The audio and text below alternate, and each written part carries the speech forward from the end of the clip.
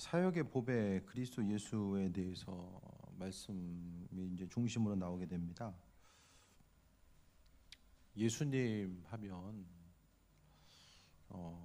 마음의 중심 가운데 그분이 여러분의 삶의 여정 가운데 또 마음의 중심 그 모든 것들을 생각했을 때에 어떤 분으로 다가오시는지 다시 한번 돌아볼 수 있게 되길 바랍니다.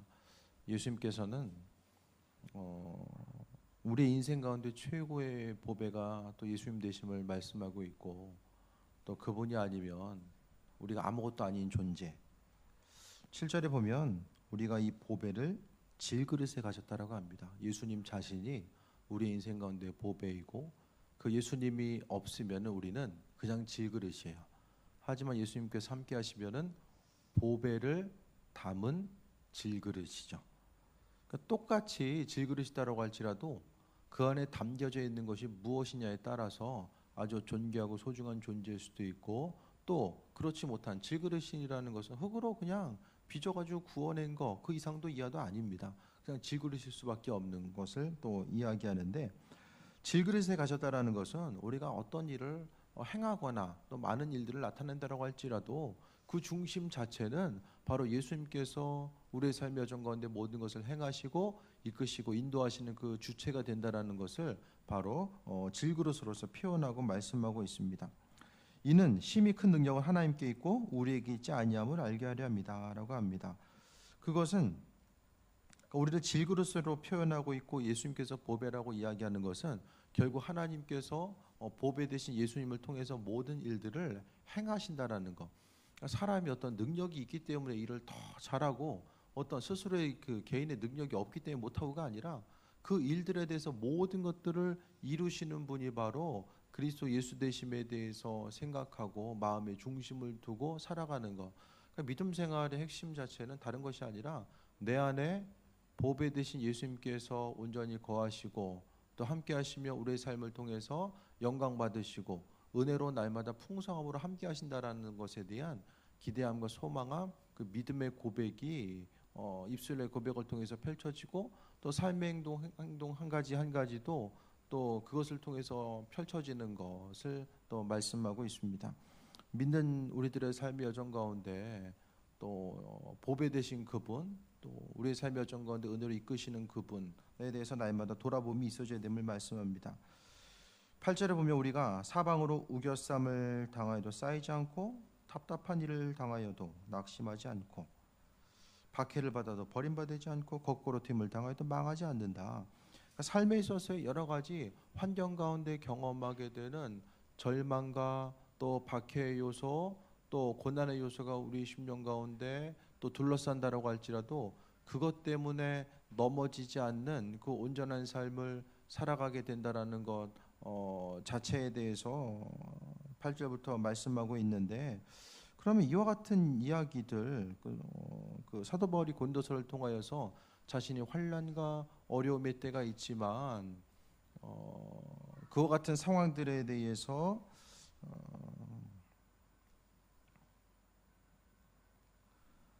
고난의 순간이 있다라고 할지라도 그것 때문에 망하거나 넘어지거나 쓰러지지 아니하고 또 새 먹고 나아갈 수 있는 이 원동력 자체는 뭐냐면은 어려움이 있어도 그렇지 아니할 수 있는 것 자체는 질그릇 속에 가지고 있는 그리스도 예수. 그러니까 그분께서 행함에 대한 중심과 목적과 동기 이 모든 것이 되기 때문입니다. 그러니까 나라는 삶, 우리 한 사람 한 사람을 비춰봤을 때에 내가 누구냐라는 것은 기본적인 상태는 질그릇이에요. 그러니까 질그릇 가운데 생명 되신 그리스도 예수 주님께서 그 안에 온전함으로 함께 하시는가 아닌가에 대해서 돌아보고 또 새해 먹고 나아감이 날마다 점검이 있어줘야 됩니다. 그래서 어떤 일을 했을 때에 내가 이것을 잘하고 못하고에 대해서 스스로의 능력치를 바라보고 또 주변 사람들을 원망하고 생각할 것이 아니라 오로지 하나님께서 그 일들을 행하시고 이끄시고 인도하심에 대한 기대함과 소망감이 있어져야 됨에 대해서 말씀드립니다. 그러니까 우리 10년 가운데 사방으로 우겨쌈을 당하면은 쌓이는 것이 사람들의 모습이고 답답한 일이 있으면 낙심하는 게 사람들의 모습인데 이와 같은 상황에 놓여 있다라고 할지라도 환경 때문에 휘둘리지 아니할 수 있는 것 자체는 우리의 삶의 여정 가운데 풍성함으로 더하시고 인도하심에 대한 그 기대함과 소망함이 있기 때문에 그와 같은 모든 일들이 가능하다라는 것에 대해서 말씀하고 있습니다.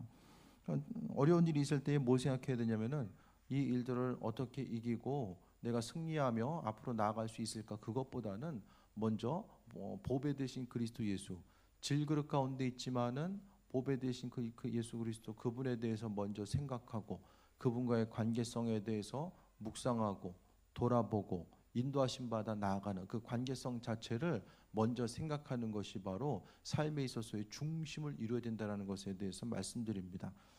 그러니까 8절부터 나오는 8, 9절을 통해서 나오는 것, 우겨싸움이나 답답한 일, 박해, 거꾸로 트림, 이것은 또 사람이 세상을 살아가면서 경험하게 되는 환난과 어려움의 모든 순간에 대해서 이야기하잖아요. 그 순간순간을 우리가 경험할 때마다 무엇을 생각하고 나아가야 되는가? 바로 주님과의 관계성입니다. 그러니까 내가 누구냐라는 것은 결국 우리가 죽어서 천국에 가면 죽음 이후에 주님께서 우리에게, 하나님께서 무엇을 찾으실까? 우리가 선한 행동을 얼만큼 어떻게 많이 했는가, 그것을 찾으실까? 그것이 아니라 내 안에 계신, 그러니까 우리 인생 가운데 거하고 계시는 그 주님의 자리가 얼마만큼의 그 위치를 차지하고 있는가, 그것을 더 찾지 않을까라는 생각을 해보게 됩니다. 그래서 사도 바울은 그것을 고난의 흔적이라고 이야기합니다. 10절 보면 우리가 항상 예수의 죽음을 몸에 짊어지면 예수의 생명이 또한 우리 몸에 나타나게 하려 합니다라고 합니다. 우리 갈라디아서 6장 17절 말씀 볼까요? 갈라디아서 6장 17절.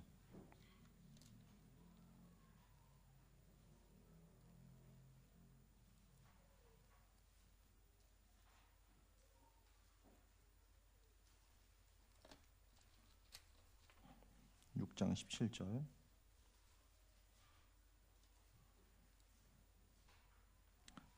같이 읽겠습니다. 시작. 이후로는 누구든지 나를 괴롭게 하지 말라. 내가 내 몸에 예수의 흔적을 지니고 있노라. 이게 이제 10절하고 같은 얘기거든요. 예수님의 흔적을 지니고 있다. 그러니까 갈라디아 교회나 고린도 교회나 공통점은 바울 사도의 그 사도성에 대해서 공격하는 그 모습 가운데 있을 때에 바울 사도가 이야기합니다. 그러니까 10절을 통해서 보게 되면 4장 10절은 항상 예수의 죽음을 몸에 짊어졌다.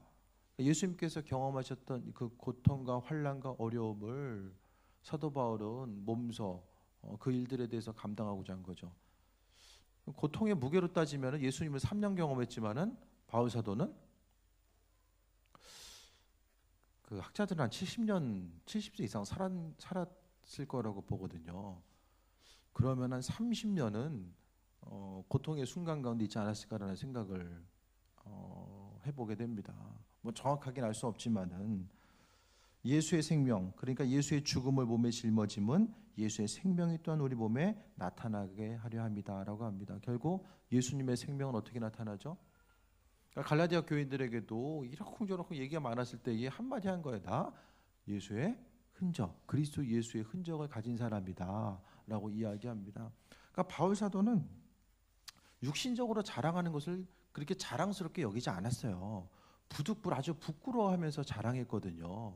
하지만은 그래도 그 작은 자랑이라도 할 수밖에 없었던 것은 눈에 보이는 환경 자체가 너무나도 급박하게 돌아갔었기 때문에. 그러니까 주님께서 우리에게 요구하시는 것은 예수의 죽음이 우리의 삶을 통해서 나타나고 또 그분으로 인한 고난의 모습이 결국 예수님께서 우리 살리시는 생명의 요소로서 나타나게 된다는 것에 대해서 말씀하고 있습니다. 그러니까 삶의 순간순간마다 제가 이제 그동안 스스로에 있어서 삶에 있어서 나타나게 되는 그 고난, 그 자랑의 인생에 있어서의 자랑의 요소를 또 이야기하잖아요. 계속해서 말씀드리지만 여러분의 인생 가운데 자랑은 무엇입니까? 다른 사람들에게 자랑하고 싶은 것이 무엇입니까? 자랑할 거 없으세요? 뭐 좀 특별한 거 없어요? 자랑할 만한 거?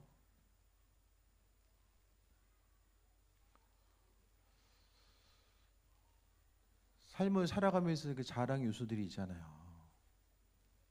뭘 자랑할 수 있을까요? 세상 가운데 자랑할 게 없으니까 부끄러운 거죠. 세상 가운데. 네? 세상적인 가치와 기준 가운데 자랑할 것은 그냥 한 5가지 카테고리 안에 다 들어가잖아요. 근데 그 자랑 요소가 생각했을 때에 없다라고 하면은 그냥 자랑할 거 있거나 아니면은 부끄럽거나 이 둘 중에 하나가 될 수밖에 없다라는 거예요. 삶에 있어서 부끄러울 때 있으셨어요? 아, 이거 좀 부끄럽다. 무엇과 연관돼서 좀 부끄러우셨습니까? 바울 사도에게 있어서의 자랑, 부끄러움 요소는 오직 예수 그리스도를 통해서 기준이 되었던 것 같아요. 전도는 어떤 사람이 전도합니까? 옛날이나 지금이나 전도는 은혜 받은 사람들이 하더라고요. 그러니까 누가 시켜서 하는 게 아니라 내 안에 그리스도 예수를 통해서 기쁨이 있으니까. 예? 제가 가끔 이야기하잖아요. 신세계 백화점 명품백 90% 세일하고 있어. 90% 세일하면 어떻게 해야 돼요? 좀 더 나가서 95% 했어요. 어떻게 해야 돼요? 잽싸게 나만 사고 싹 그냥 지나가요? 아니면은 그래도 친한 사람 한두 사람한테는 정보를 흘려줘요? 안 사봐서 몰라요. 그러니까 예수님에 대해서 내가 참된 기쁨과 소망함, 내 안에 정말로 예수님께서 보배 되신다라는 것을 경험한 사람들은 자연스럽게 나가서 전했던 것이 바로 역사입니다. 그러니까 내가 그리스도 예수를 경험하고 그분이 보배된다라는 사실을 깊이 깨달아 알면 그 마음속에 주님 허락하신 기쁨이 나로 하여금 움직이게 하는 거예요. 그러니까 목회도 마찬가지고, 원래 근본적인 것은 담임 목회자부터 그리스도 예수를 통한 그 은혜와 기쁨이 충만하게 넘치고, 그 충만하게 흘러 넘치는 것이 모든 것들이 또 성도들 가정마다 또 흘러가고, 그것을 통해서 예수님 때문에 내가 기쁨이 있고 그 기쁨이 나를 통해서 주변 또 각 사람에게 흘러가는 거죠. 그러니까 내가 예수님을 믿으면서 긴가민가하고 그분을 통한 기쁨 자체가 그냥 내 안에서만 맴돌거나 있다 없다 그냥 이것을 반복하다 보면은 내 안에 있어서의 기쁨과 소망함 자체, 그러니까 생명 되시고 보배 되신 그리스도 예수를 발견하기가 힘들다라는 거예요. 그 모든 것들에 대해서 돌아봤을 때에 내 안에 생명 되신 그분 그리스도 예수, 그러니까 우리의 심령 가운데 돌아볼 것은 사도 바울은 예수의 죽음을 몸에 짊어졌다라고 하고 예수의 고난의 흔적이 내 안에 있다라고 이야기하는 것은 억지로 시켜서 한 것이 아니라 그것 자체가 그리스도 예수 주님을 바라보는 것 자체, 또 그분을 위해서 수고하고 헌신하는 것 자체가 바로 마음속에 기쁨과 평강함의 요소로 다가왔었기 때문에 그는 이와 같이 헌신된 삶을 살 수 있었다라는 것을 이야기합니다. 그래서 먼저 돌아볼 것은 우리에게 있어서 마지막까지 온전한 자랑의 요소로 남을 수 있는 것은 예수님밖에 없습니다. 근데 내 안에 있는 예수님은 자랑거리로 내 보이기에는 잘 보이지 않으니까 그것을 증거하고 나타내는 것은 또 쉽지 않을 수 있잖아요. 하지만 내가 그분 안에 충만하게 젖어 들어갔을 때에 그분께서 나를 통해서 자연스럽게 주변 삶을 통해서 나타난다는 거죠. 그러니까 믿는 사람들, 그 은혜는 하나님의 허락하신 은혜는 끊임없이 소유하려고 하고 보배 되신 그분에 대해서 끊임없이 인식하고 교제하고 함께하고 하나됨을 통해서 앞으로 나아가고자 하는 그 모습이 있을 때에 우리의 심령을 통해서 계속해서 주변으로 흘러 넘치게 됩니다. 하나님 허락하신 은혜는 우리의 삶의 여정 가운데 풍성함으로 다가오고도 남음이 있을 수 있는 그 풍성함, 그 온전함이 있다라는 거예요. 그 하나님의 은혜를 우리에게 조금씩 주시는 것이 아니라 풍성함으로 주시는데, 문제는 사람이 세상 보여지는 환경을 바라보다 보니까 내 안에 계신 그분이 보배인 줄을 인식하지 못하고 생명 되신 그분에 대해서 바라보지 못하고 살아가다 보니까 정작 온전한 보배가 무엇인지를 깨달아 알지 못하면서 살아가게 됩니다. TV 계속 보다 보면 뭐가 되죠? TV 소리는 영적으로는 제가 말했잖아요. 개구리 소리다. 개구리 소리. 애굽에 있을 때에 애굽의 술사들이 행했었던 개구리 소리. TV 보지 말라는 게 아니라 그것이 영적인 생명이 그게 아니라는 것을 알고서 보자는 거예요. 거기 깊이 마음을 빠져들고서 보는 거. 제가 언젠가 한번 그런 얘기 한번 드린 적이 있잖아요. 그 온전한 생명이 무엇인가, 내게 있어서의 자랑거리가 무엇이고 생명이 무엇인가를 생각했을 때에 계속해서 이제 보고 듣는 것을 무엇을 보냐에 따라서 말씀 가운데 우리가 깊이 들어가다 보면 영원한 생명이 하나님이 분명히 깨달아 알고 온전한 것과 그렇지 못한 것을 분별하면서 나아가거든요. 그렇게 해야지만 생명 되신 그리스도를 바라보게 됩니다. 그러니까 주님께서 은혜 더하시고 인도하시는데 우리가 그러니까 날마다 큐티가 신앙생활하면서 목회하면서 보면은 애들도 그게 있잖아요. 자기주도 학습하라고 하잖아요. 누가 맨날 시켜서 공부하는 것이 아니라 자기 스스로 학습하는 거. 그러니까 큐티가 자기주도 학습의 아주 근본입니다. 말씀을 열어서 하나님의 말씀을 묵상하고 또 주님께 질문하고 답을 얻고 내가 그 말씀을 적용하면서 살아가는 것 자체가 그것이 바로 신앙생활에 있어서의 자립할 수 있는 아주 중요한 요소가 됩니다. 말씀을 통해서 온전히 가다 보면은 생명이 무엇인지 또 버릴 것이 무엇인지를 발견하게 되고 결국 그리스도 예수를 위해서 수고하고 고난 가운데 있는 이 모든 것들 그것을 통해서 예수의 생명이 나타난다. 고난의 순간에 예수의 생명, 그분의 생명, 그러니까 내 안에 계신 그분의 생명이 우리의 삶을 통해서 풍성하게 펼쳐진다라는 것에 대해서 말씀드립니다. 그러니까 우리가 고난을 통해서 주님께서 살아 역사하심에 대해서 더 우리가 경험하고 나아가게 되잖아요. 믿는 우리들의 삶의 전 가운데 그리스도 예수를 경험함이 바로 은혜이고 생명입니다. 11절 봅니다.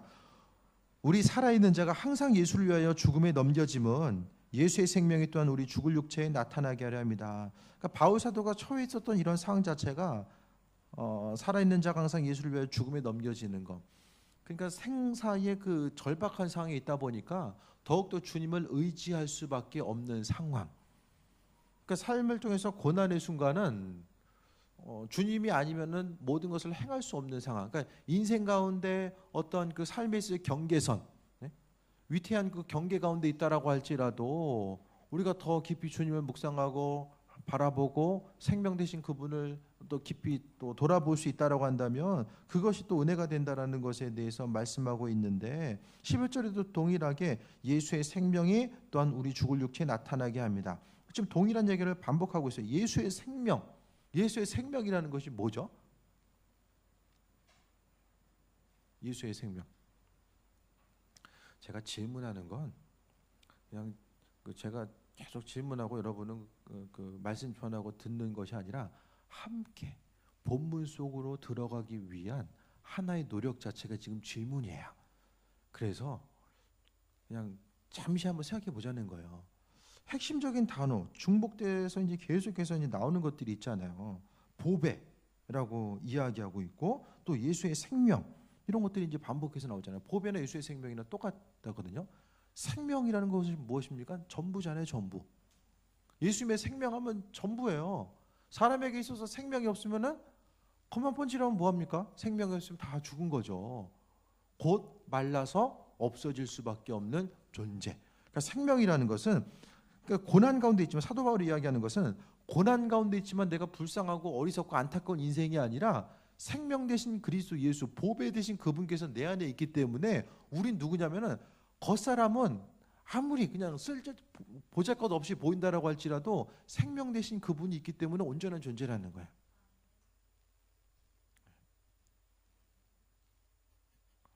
우리 진이 보면 키도 엄청 컸잖아요. 그 안에 예수의 생명이 있기 때문에 키만 큰 존재가 아니라 예수의 생명이 자리 잡고 있는 존재. 그러니까 우리가 사람을 볼 때마다 뭘 봐야 돼요? 예수의 생명을 봐야 돼요.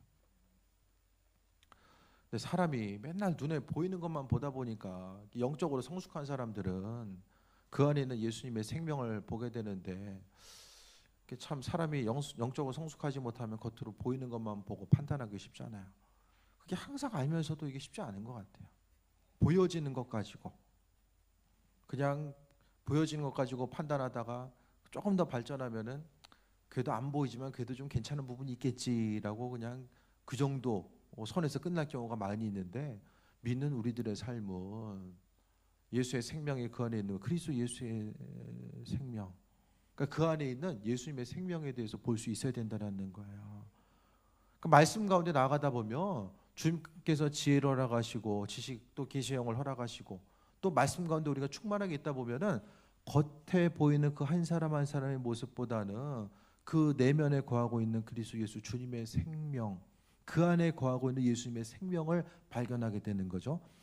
그러니까 사람 안에 있는 예수님의 생명은 분리되어 있는 것이 아니라 그 사람을 움직이게 하는 중요한 요소로서 예수님의 생명이 있는 거예요. 물론 그 예수님의 생명 가운데 더 깊이 젖어진 사람이 있고 이제는 한 발짝 내딘 사람이 있죠. 사람마다 다르겠지만은 우리 한 사람 한 사람 교회 가운데서 그러니까 교회 가운데서 그리스도 예수를 우리가 경험하지 못하고 그분을 경험하지 못하면은 세상 가운데서는 경험할 수가 없다라는 거예요. 그 교회 안에서는 철저하게 우리가 하나님 말씀 가운데 한 사람 한 사람을 또 바라보고 또 그 안에 있는 예수님의 생명체로서 그 안에 그러니까 이웃 한 사람 한 사람 하는 것이 내게 한 것이다라고 예수님 말씀하셨잖아요. 그것은 예수님의 생명 자체가 그 안에 거하고 있기 때문에 그 말씀이 성립이 될 수 있는 거죠. 한 사람 한 사람 이렇게 개별적으로 만나서는 공통점도 없고 굳이 뭐 할 말도 없고 하지만은 우리가 함께 모여서 예배할 수 있는 것은 그 안에 예수님의 생명이 있기 때문에 그것을 통해서 함께 교제하고 교류하고 나아갈 수 있는 거예요. 그러니까 겉에 보이는 거 사람은 질그릇이잖아요. 깨지기 쉬운 질그릇이기 때문에 계속해서 보이는 대로 판단할 수밖에 없고 또 보이지 않는 것들에 대해서 중심을 두기보다는 보이는 것 때문에 흔들릴 가능성이 많이 있잖아요. 교회 공동체는 철저하게 서로서로를 향해서 배려하는 것도 왜 하냐면은 그 안에 예수의 생명이 있기 때문에 더 우리가 배려할 수밖에 없다라는 거예요. 그러니까 예수님은 성경책 보고 큐티하고 뭐 기도할 때만 찾는 것이 아니라 교회라는 것은 그 그리스도 안에 있는 예수님의 영이 그 안에 있는 사람들이 모이잖아요. 그러니까 하나님의 은혜와 인도하심을 경험할 수 있는 아주 소중한 공동체가 바로 교회가 된다는 거예요. 그러니까 믿는 이들 우리가 서로를 대할 때 어떻게 대해야 되는가를 다시 한번 좀 돌아볼 수 있게 되길 바랍니다.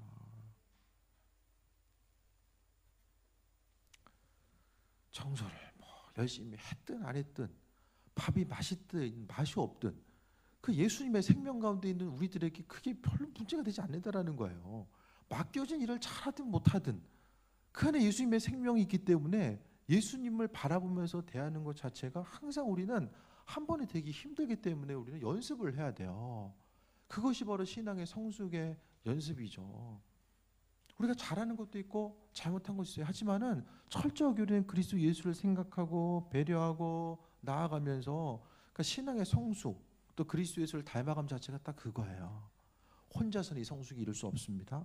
날마다 그 안에 계신 그리스도 예수를 바라보고 나아감이 있어야지만 그 모든 일들이 가능하다라는 것을 다시 한번 돌아볼 수 있게 되기 바랍니다. 12절 봅니다. 그런즉 사망은 우리 안에서 역사하고 생명은 너희 안에서 역사하느니라 라고 합니다. 사망이 우리 안에서 역사한다는 건 뭐죠?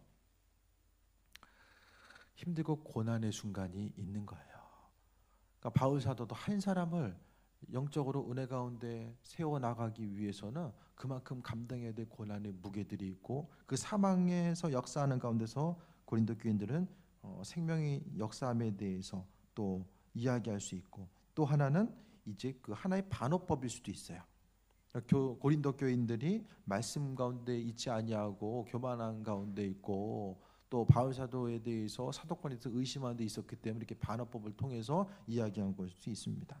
13절에 기록된 바 내가 믿었으므로 말한다는 것 같이 우리가 같은 믿음의 마음을 가졌으니 우리도 믿었으므로 또한 말하노라라고 합니다. 말은 어떻게 해야 됩니까? 믿음으로 하라고 합니다. 믿음으로 말을 하라고 합니다. 주신 은혜 따라서 믿음으로 하나님 허락하신 은혜 가운데 다시 한번 물어보고 인도하심 따라서 감동 따라서 계시된 말씀과 기록된 말씀 가운데 우선순위는 반드시 기록된 말씀입니다. 우리가 잊지 말아야 될 것은 기도하면서 받는 말씀보다 더 우선으로 둬야 될 것은 기록된 말씀이라는 거예요. 하나님께서 계시형으로 우리에게 말씀을 주셨을 때에 반드시 기록된 하나님 말씀을 통해서 점검의 단계를 분명하게 거쳐야 됩니다. 그 우선순위가 분명하게 있어줘야 되고 그러니까 하나님은 급하면 급한 대로 계시형을 통해서 말하시지만은 중요한 것은 보편적인 상황은 기록된 말씀 그러니까 큐티 상황, 큐티하는 말씀이 내 상황에 지금 안 맞는다라고 할지라도 하나님은 그 한 구절을 통해서 한 단어, 한 시마리를 통해서 우리에게 오늘 하루가 살아갈 수 있는 하루를 위한 말씀 자체, 우리가 기도하고 있는 그 열쇠 자체를 하나님께서 분명하게 그 한 구절을 통해서도 해답을 주신다라는 거예요. 그래서 아침에 일어났을 때나 먼저는 말씀을 통해서 한번 묻고 답을 찾으세요. 그거 하시고 그 다음에 또 기도함을 통해서 하나님께서 허락하실 것에 대한 소망감 가지고 나아갈 수 있게 되길 바랍니다. 그러니까 먼저는 기록된 말씀을 하나님께서 우리에게 허락하신 그 은혜, 풍성함 자체는 여기에 있습니다. 그래서 믿음도 하나님 말씀을 통해서 우리에게 주시는 것이고, 믿음도 은사입니다. 그냥 믿는 것이 아니라 똑같은 말씀도 믿어줘야지 믿잖아요. 가장 귀한 은사, 그러니까 사랑도 있지만은 어떤 능력 가운데 있을 때 믿음의 은사. 옆 사람은 안 믿어지는데 그 사람은 믿어져. 하나님 믿는 사람 통해서 일하시고 하나님의 능력을 비춰주시거든요.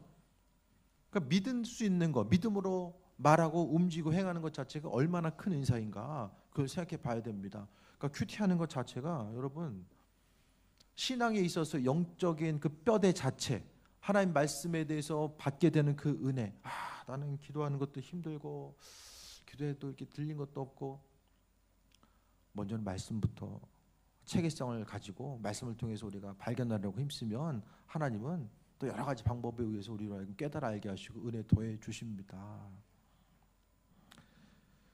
14절에 주 예수를 살리시니가 예수와 함께 우리도 다시 살리사 너희와 함께 그 앞에 서게 하실 아노라. 예수를 살리신 하나님께서 예수와 함께 우리를 살려요. 그 예수와 함께 살린다라는 것은 예수님께서 있는 그 자리에 내가 있어야지만이 함께 있고 그것을 통해서 살린다는 의미성이 되거든요. 예수와 주님과 함께 하십니까? 신앙인으로서 좀 자존감이 회복되길 바랍니다. 믿는 자로서, 생명을 가진 자로서 자존감이 회복되길 바랍니다. 내가 누구인가?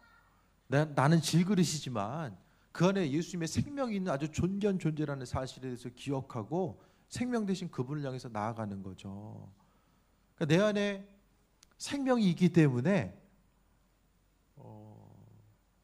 그러니까 다른 사람을 대하는 것도 내 마음에 여유가 있으면 조금 더 온전함으로 대할 수 있잖아요. 내 마음에 여유가 없으면은 다른 사람을 향해서 보배, 그 안에 있는 예수 그리스도 그분 자체를 바라보는 것이 또 힘들 수가 있어요. 먼저 내가 누구인가, 괜히 있는 거 없는 거 그것 때문에 나 자신에 대해서 판단하고 또 절망할 것이 아니라 항상 하나님께서 하나님의 은혜 가운데 내가 누구인가, 예수님의 생명을 가진 자, 그 자존감이 없으면은 믿음 생활도 힘들어지고 또 그 자존감이 없으면은 눈에 보이는 것에 더 중심을 두게 됩니다. 그러니까 눈에 보이는 세상적인 축복을 하나님 허락한 축복의 대부분인 줄 알고 생각하면서 살아가게 된다는 거예요. 그래서 믿음의 자존감을 가지고 살아가는 거. 내가 내 안에 보배 되신 질그릇 안에 보배 되신 그분이 있다라는 사실에 대한 소망감과 기대함, 그것에 대해서 인식하고 살아가게 되면은 믿음의 자존감뿐만 아니라 세상 가운데도 이 자존감을 가지고 살아가게 되는데, 그것이 흔들리면 세상 것이 있고 없음으로 인해서 우리 심령 자체가 흔들리는 삶을 살아갈 수밖에 없게 됩니다. 15절에 이는 모든 것이 너희를 위함이니 많은 사람의 감사로 말미암아 은혜가 더하여 넘쳐서 하나님께 영광을 돌리게 함이라. 결국 그리스도 예수를 통해서, 내 안에 계신 그리스도 예수를 통해서 우리가 해야 될 것은 하나님께 영광 돌리는 삶의 모습입니다. 하나님은 여러분의 어떤 삶을 통해서 영광 받길 원하실까요? 어떠한 모습 가운데 하나님께서는 영광 받길 원하실까요? 날마다 그걸 반복해서 기억하지 않으면, 하나님 영광 위해서 우리가 살아가야 된다는 것을 기억하지 못하면 끊임없이 다가오는 아주 다양한 세상 풍파 앞에서 우리의 존재의 목적을 잊어버리게 됩니다. 그렇기 때문에 계속해서 세상적으로 쉽고 편안함을 추구하면서 살아가고자 하는 그 모습이 이제 반복될 수밖에 없다라는 거죠. 16절 봅니다. 중요한 말씀이에요. 그러므로 우리가 낙심하지 아니하노니 우리의 겉사람은 낡아지나 우리의 속사람은 날로 새로워지도다. 믿음은 나이에 비례합니다. 이 말씀 보면 어떠십니까? 나이가 들수록 속사람이 계속해서, 겉사람은 뭐 얘기 안 해도 낡아질 수밖에 없잖아요. 계속 낡아져요, 겉사람은. 그런데 속사람은 시간이 가면 갈수록 날로 새로워지는 거예요.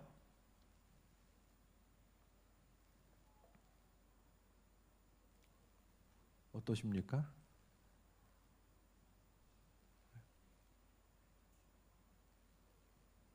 예수님과 보배 되신 그 예수님이 내 안에 있고 그분과 교제하니까 내 인생 자체가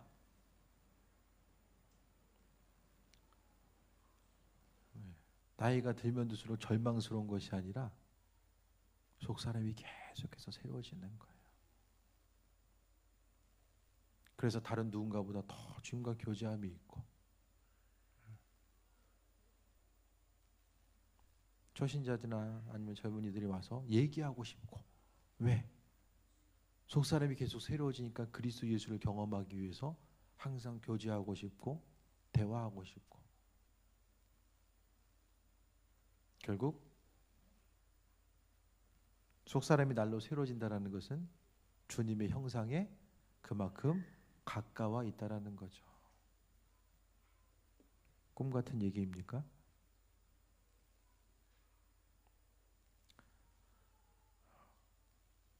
신앙인은 시간이 가면 갈수록 쓰임받음의 자리가 넓어져야 돼요. 몸을 써가지고 넓어지는 것이 아니라 영적으로 더 풍성해지고, 그리스도 예수를 닮아가다 보니까, 얘기하다 보면, 그리스도 예수를 닮아가다 보면 대화도 마찬가지잖아요. 눈에 보이는 환경 가운데 부정적인 것을 골라서 이야기하는 사람이 있고, 있는 그대로를 이야기하는 사람이 있고, 있는 그대로를 주님의 은혜로 포장해서 이야기할 수 있는 사람이 있고, 부정적인 것이나 있는 그대로 이야기하는 건 다 해요. 근데 그 안에서는 주님이 원하시는 은혜가 없을 가능성이 커요. 똑같은 상황이 있다라고 할지라도, 어떤 환경과 처소에 있다라고 할지라도 주님의 마음을 통해서 포장해서 내어놓을 수 있으면 그것이 풍성한 은혜가 되지 않을까. 그러니까 신앙생활이 오래되면 오래될수록 더 나눠줄 것들이 있어야 돼요. 그러니까 목사님들도 보면은 그 나눠줄 거 없는 분들은 힘드니까 다 그냥 조기 은퇴하는 것 같고요. 옛사람이, 그 겉사람이 후패하지만, 뒤로 가지만은, 낡아지지만은 속사람이 이제 새로워진 이들은 시간이 가면 갈수록 그 안에 풍성함이 있기 때문에 더 온전한 것으로 나아갈 수 있는 그 은혜가 있는 거죠. 17절 봅니다. 잠시 받는 환난에 경한 것이 지극히 크고 영원한 영광이 중한 것을 우리에게 이루게 함이니. 그러니까 지금 환난과 어려움이 있다고 할지라도 그 모든 것들은 잠깐이래요.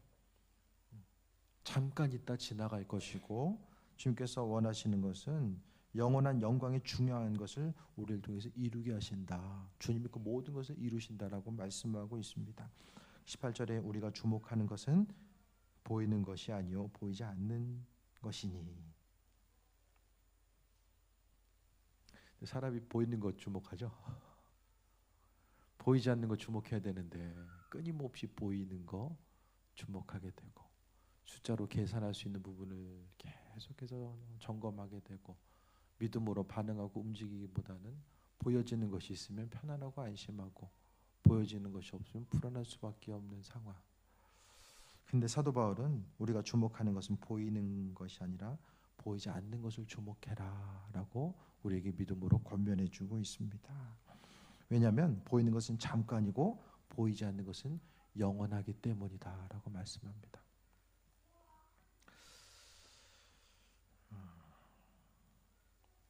7절부터 우리 18절까지의 내용을 통해 봤을 때에 고난과 또 그리스도 예수를 통한 여러 가지 내용들 돌아봤을 때에 사실 한 구절 한 구절이 우리가 쉽게 접근해서 행할 수 있는 내용들은 많지 않은 것 같아요. 그냥 이 정도는 해볼 수 있겠다, 그런 내용들이 어디 있습니까? 우겨쌈 당하거나 답답한 일, 박해받았을 때에 그냥 그에 합당한 반응들이 대부분 나오잖아요. 또 우리의 10년 가운데 예수의 죽음에 대해서 몸에 짊어진다? 그런 얘기를 할 수 있는 사람이 몇 명이나 있겠습니까? 사도 바울과 같이 나는 예수의 생명, 예수의 그 고난 자체, 예수의 죽음을 내 삶에 짊어지고 있다. 그 얘기를 할 수 있는 사람이 몇 명이나 되겠습니까? 그럼 바울 사도는 이런 얘기를 우리에게 왜 하고 있는 거죠? 부담스러운 얘기 왜 하고 있죠?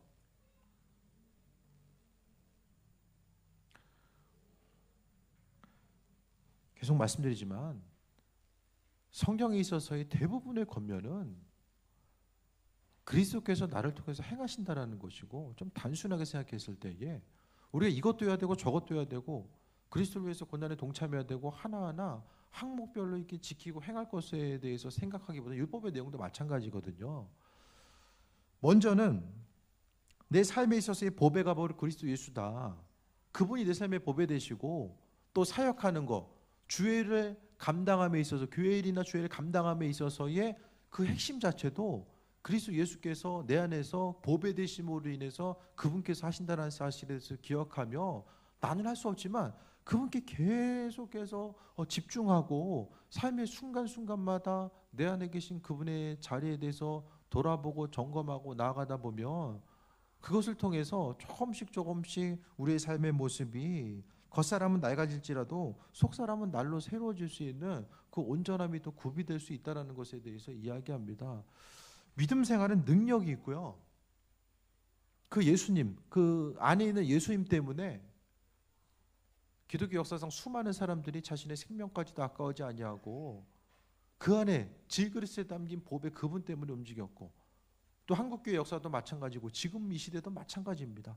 수많은 사람들이 내 안에 계신 보배 되신 그분 때문에 환난과 어려움을 이겨나갔고, 힘들고 어려운 가운데서도 교회를 섬기고, 또 하나님 나라 확장을 위해서 쓰임받고 마음에 결단하고 이 나아가는 것, 그 모든 일들, 그러니까 사람으로 하여금 내 육신에 보여지는 이득과 관계없이 나로 하여금 수고하고 헌신하고 움직이게 하는 이 모든 것들은 바로 내 의지와 노력과 결단이 아니라 주님께서 우리의 10년 가운데 그 일들을 지금도 행하고 있다는 것에 대해서 이야기합니다.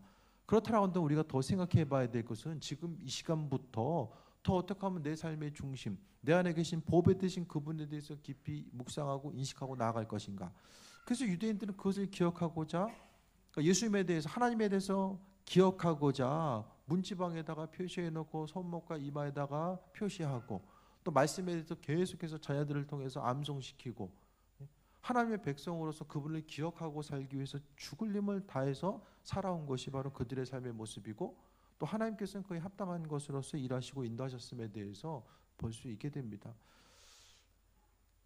우리가 생각했을 때 제가 이 일 감당하기에는 능력이 부족하고 저는 힘들어서 못할 것 같아요.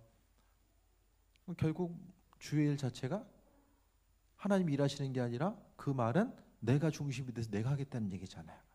그러니까 결국 저나 여러분이나 신앙인 된 또 사역자 된 이들의 자세 자체는 모든 일들을 주님께서 일하신다라는 것, 이 마음이 있으면 일터에서 일하는 것도 각각의 행하는 모든 일들 건데 이 원리는 동일하게 작용되게 됩니다. 내 먹고 사는 문제도 하나님께서 해결해 주셔야 되기 때문에 그분께서 일하시는 것이고, 내 건강의 문제도 하나님께서, 관계의 문제도 다 마찬가지입니다. 그분께서 생명 되시기 때문에, 그러니까 모든 일에 있어서 나로 하여금 세상을 살아가게 하는 원동력, 또 하나님 나라를 소유하고 바라보게 하는 이 원동력 자체는 다 한 가지라는 거예요. 그러니까 우리 인생 가운데 집이나 가정이나 모든 것을 다 분리된 것이 아니라 하나로서 바라보고 나아가고자 했을 때에 우리의 10년 가운데 풍성함으로 일하시는 그분의 도우심과 예비하심을 바라보며 나아갈 수 있는 그 은혜가 우리의 10년 가운데 날마다 가득하게 됩니다. 믿는 우리들의 삶의 여정 가운데 오늘 사도 바울은 사역의 보배, 그러니까 바울 자신이 그와 같이 고난 가운데 있었지만 모든 사역들을 기쁨과 소망함으로 감당할 수 있었던 것은 바로 내 안에 계신 예수님께서 나를 통해서, 보배 되신 그분께서 나를 통해서 일하셨다라고 하는 것. 그래서 바울 사도는 항상 예수의 죽음을 몸에 짊어졌다라는 것은 그가 짊어지고 싶어서 짊어진 것도 아니고 그 짊어지는 것도 주님이 허락하셔야지만이 짊어집니다. 모든 것이 다 주님의 은혜로서 이야기하고 있는 거예요. 겉으로 드러나는 건 보게 되면 바울 사도는 예수님 만나가지고 정말로 고난의 연속이 있었지만 그 인생을 고난으로서 이야기하지 않고 지금 은혜로서 포장하고 있는 거잖아요. 네. 여러분 어떠십니까? 각각의 처소에서, 가정에서 식구들과 대화 가운데, 세 모임 할 때도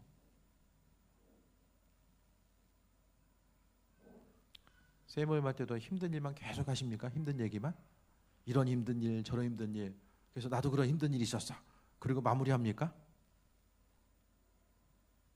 그런 얘기는 동네 친구들 만나서 해도 되잖아요. 가장 큰 간증은 무엇인지 아십니까?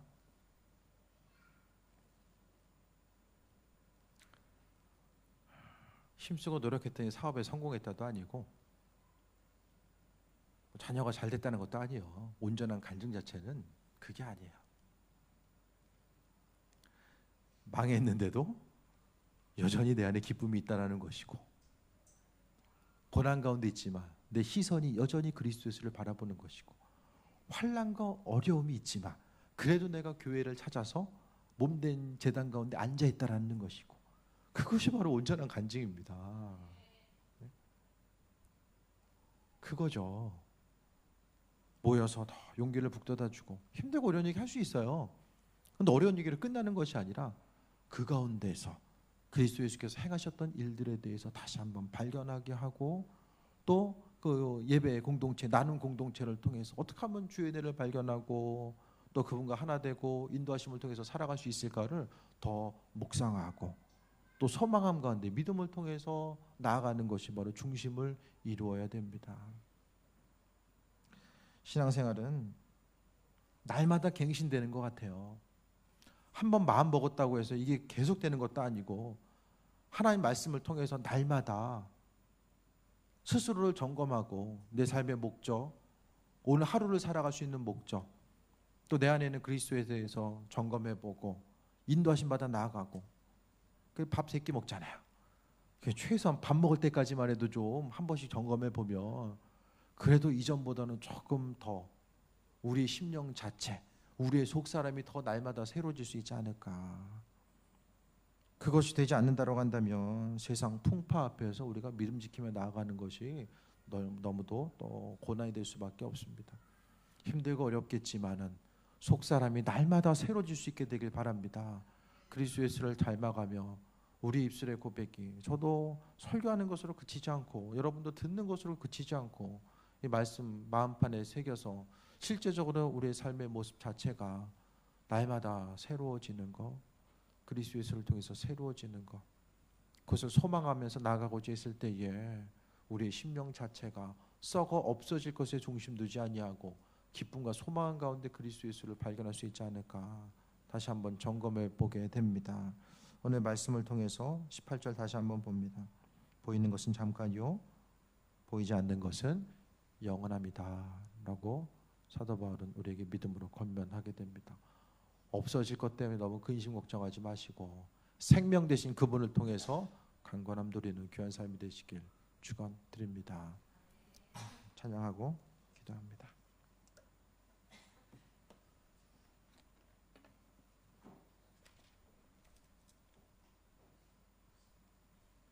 찬송가 320